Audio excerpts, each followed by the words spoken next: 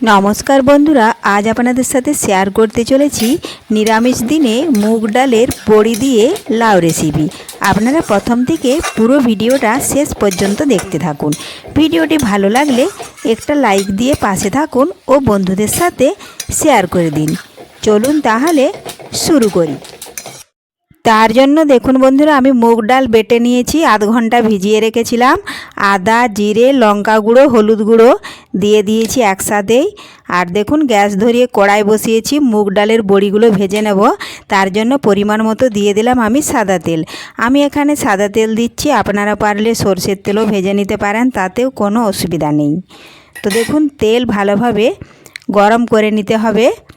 তার আগে যদি কোনো বন্ধু আমার চ্যানেলে নতুন হয়ে থাকেন, চ্যানেলটি সাবস্ক্রাইব করে বেল আইকন হলে সেট করে দিন সবার প্রথমে আমার রেসিপি পেতে।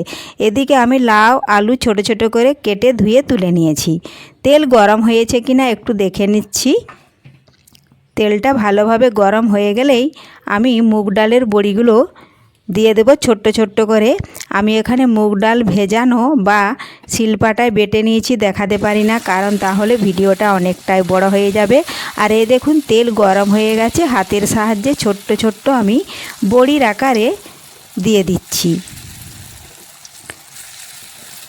আপনারা যদি এর থেকেও বড় দিতে চান সেটা আপনারা আপনাদের পছন্দ মতন দিয়ে দেবেন। এ দেখুন আমি এখানে ছোট্ট ছোট্ট করে দিচ্ছি। যেভাবে আমরা বিউলির ডালের বড়ি দিয়ে থাকি সেটা রোদে শুকনো করে নিই, এটা কিন্তু রোদে শুকনো করার ঝামেলা ছাড়াই দেখুন মুগ ডালের বড়ি তৈরি করে লাউ দিয়ে নিরামিষভাবে রান্না করব। খেতে কিন্তু অসাধারণ হবে। তো দেখুন প্রথমে যে বড়িটা দিয়েছিলাম সেটা কিন্তু হয়ে গেছে লাল লাল। এই দেখুন তার জন্য আমি এক এক করে যেগুলো আমি আগে দিয়েছি সেগুলো উল্টে নিচ্ছি। বেশি হড়বড়িয়ে যদি আমি উল্টাতে যাই তাহলে কিন্তু ভেঙে যেতে পারে। দেখুন ছোট্ট ছোট্ট দিয়েছি, এজন্য এক এক করে আস্তে আস্তে উল্টে নেব। তাহলে দেখুন বড়াগুলো বা বড়িগুলো খুব সুন্দর ভাজা হয়ে গেছে, দুপাশেই কিন্তু লাল লাল ভাজা হয়ে গেছে। এখন আমি তেল ঝরিয়ে তুলে নিচ্ছি। আবারও যেটুকু বাটিতে বাটা রয়েছে সেটা কিন্তু আমি আবারও ওই তেলের মধ্যে দিয়ে দেব। আমি এখানে শিলপাটাতে বেটেছি, আপনারা পারলে মিক্সিতেও বেটে নিতে পারেন, ওটা কোনো অসুবিধা নেই। তো দেখুন বাকি বাটা আছে সেটাও দিয়ে দিচ্ছি। ওই একই রকমভাবেই কিন্তু আমি ছোট ছোটোভাবে দেব।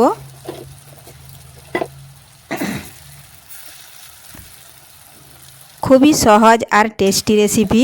লাউ তো আপনারা আমিষ রান্না করেছেন, মাছের মাথা বা মাছের তেল দিয়ে অনেক কিছু দিয়ে রান্না করে খেয়েছেন। এইভাবে একবার নিরামিষভাবে মুগ ডালের বড়ি দিয়ে লাউ রান্না করে দেখুন, নিরামিষ দিনে খেতে কিন্তু অসাধারণ হবে। ভাত, রুটি, পরোটা যে কিছু দিয়েই কিন্তু এই তরকারি বা সবজিটা খেতে অসাধারণ হয়।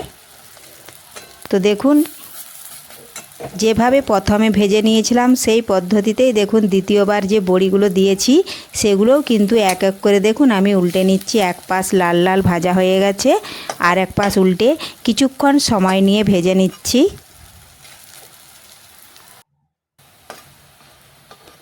হয়ে গেছে দুপাশে, এখন আমি তেল ঝরিয়ে তুলে নিচ্ছি।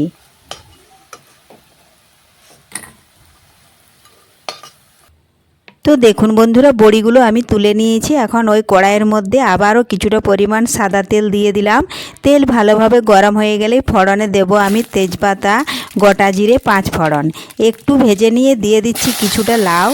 এ দেখুন এখন দিয়ে দেব আমি আদা, জিরে, কাঁচা লঙ্কা বাটা, আর দিয়ে দিচ্ছি আমি স্বাদ মতো একটু লবণ। এই যে লবণ দিয়ে দিলাম।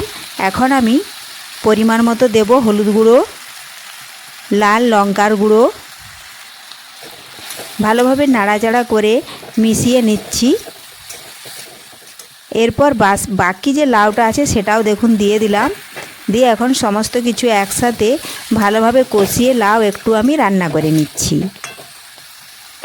তো দেখুন রান্না হয়ে গেছে। এখন আমি কিছুক্ষণের জন্য একটু ঢাকা দিয়ে রেখে দিচ্ছি।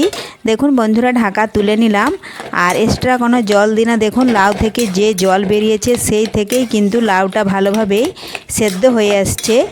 এ দেখুন আবারও কিন্তু এখনও লাউয়ে জল আছে।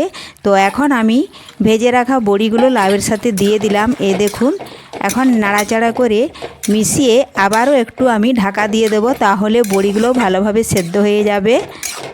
এই দেখুন,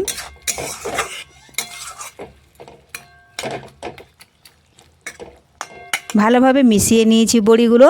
এখন আবারও কিছুক্ষণ ঢাকা দিয়ে রেখে দেব।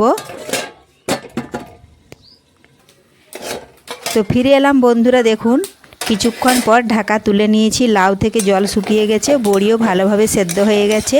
তো তৈরি হয়ে গেল খুব সহজে নিরামিষভাবে মুগ ডালের বড়ি দিয়ে লাউ রেসিপি। সবশেষে দিয়ে দিলাম সামান্য পরিমাণে একটু চিনি আর কিছুটা ভাজা মশলা। তো এই পদ্ধতিতে আপনারাও বাড়িতে খুব সহজেই বানিয়ে নিতে পারবেন। আজকের এই রেসিপি কেমন লেগেছে বন্ধুরা কমেন্ট করতে অবশ্যই ভুলবেন না। পুরো ভিডিওটা ভালো লাগলে লাইক, শেয়ার, সাবস্ক্রাইব করবেন।